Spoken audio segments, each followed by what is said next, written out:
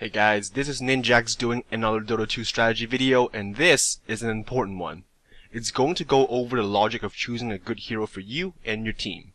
Let me begin with a quick story that I'm sure many of you can relate to.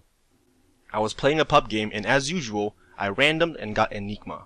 I bought wards and clarity potions to prepare for jungling. My teammates also had Crystal Maiden and Dragon Knight top lane, and amazing lane setup. Then these two random dudes on my team decides to pick Anti-Mage and Tidehunter and go dual lane bottom, leaving the mid lane open. So crap. Now I have to solo mid versus a Pudge with no health regen. And guess what happened? I got owned. Now I'm not entirely blaming my teammates because I could have handled my lane better, but it would have been a lot easier if they used their brains to pick a hero for solo mid and another hero for solo bottom. It pains me to see these footage again, so that's why I'm presenting how to pick heroes like a pro. For those of you who are newer to the game, this guide will help you narrow down the correct hero that's the best for your team's needs. For the experienced players who already know how to do this, I hope you appreciate the effort I'm putting into this guide so you don't have to suffer the pain that I've been through in the future. Now I do understand that there are many heroes in the game and a lot of players can't play them all. I want to create a simple system so even if you only know 10 heroes in the game, this system will allow you to determine which hero is a good choice. I have broken it down to 3 questions that you should ask yourself before you pick a hero. The 3 questions are, where should I own, when should I own, and how should I own? While they sound pretty self-explanatory, I'm going to briefly elaborate on each question and give you some real game examples at the end. Number 1. Where should I own? Take a look at your team. Figure out where they're going, and which lane needs help. If a lane is open, consider taking it. If a late game carry needs a babysitter, you can go help him out. If you're going to solo the heart lane, which is top for Radiant or bottom for Dire, it is generally a good idea to choose a hero that can protect themselves either through escape mechanisms or disables. If all the lanes are safely taken, you can also consider jungling. Number 2. When should I own? Some heroes are naturally better at early game. For example, Crystal Maiden has 2 great disables early on in the game, and she does not need a lot of gold to function well. On the other hand, a hero like Anti-Mage needs to farm and focus on owning in the later stages of the game. So if your team has a lot of early to mid game heroes, you can consider taking a late game hero. If your team has a few late game heroes already, taking a good early game hero will allow your team to get to the late game.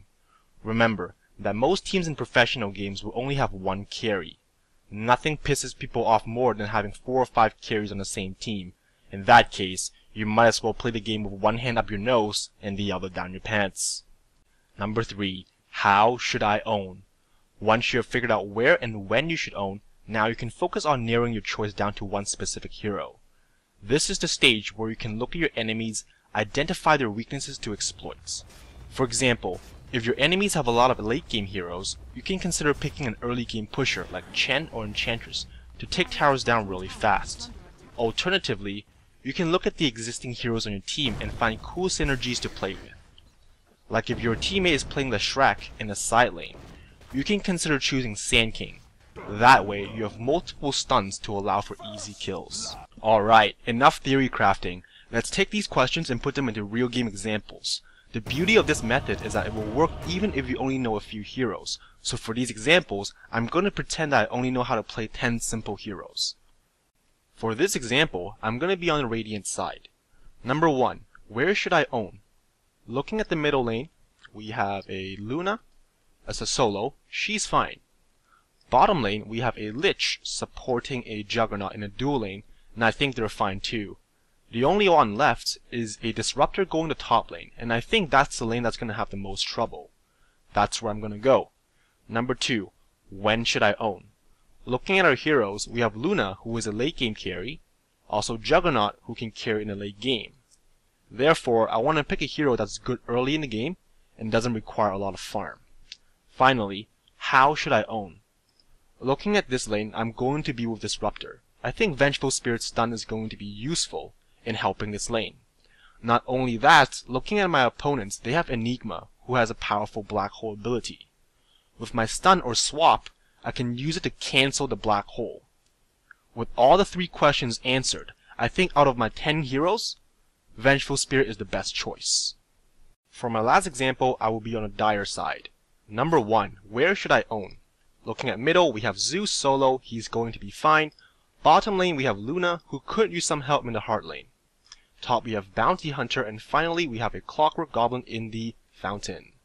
I expect Clockwork to be going bottom lane because if we put him top with Bounty Hunter, it's going to be double melee, which is not the best choice. So top lane is where I'm going to go. The second question is, when should I own? We already have a late game carry with Luna. And in the top lane, Bounty Hunter needs a little bit of farm. So I want to pick an early game or mid game hero that doesn't require a lot of gold. And finally, how should I own? Looking at the enemy heroes, we have Phantom Assassin, Invoker, Crystal Maiden, Nature's Prophet, and Tinker. All of them have very low HP. So I think out of the 10 heroes I can play, Lina is the best choice for going top. She's going to be able to help Bounty Hunter in the laning phase, and she has the ability to burst my enemies down in the mid stages of the game. So that's it. I kept this very simple so every player of all skill levels can use this. Keep those 3 questions in mind when you pick a hero, and I guarantee you your team will perform better. Normally, this is where I tell you to subscribe for future videos, but I don't give a crap right now.